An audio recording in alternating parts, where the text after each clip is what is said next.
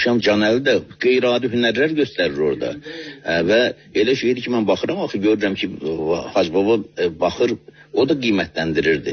Çünki bu məktəb görmüşdü, atası xanəndə olmuşdu, yaxşı məktəb görmüşdü. Canəlinin də üstünlüklərindən, əsas üstünlüklərindən biri bu idi, düz oxuyurdu. Heç vaxt o da düz zərrə qədər əyməyib. Ən çətin vaxtlarda, həmin orada gitar zamanlarında da gitariyə oxumayıb o da, ara oxuyub həmcə. Onlar hamısı çox vacib cəhətlərdir.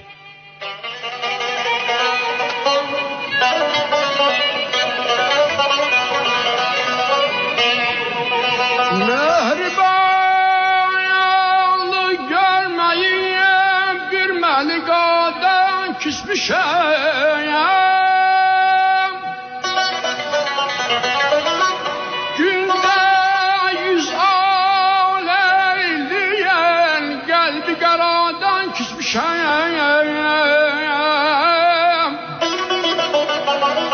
Şenine dedim şirin söz, bir şey ondan dadmadım. Bu sebepten ağız şeker dilrübadan küsmüşem ayam. Bir kadeh ne istedim,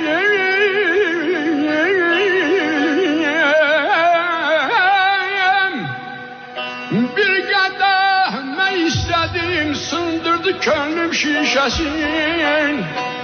Bu sebepten ağız şeker dilrübadan küsmüşem. Gördüm evvel binasın yarlık etmeyi değil, vakifa asli budur, ben bu binadan küsmüşem.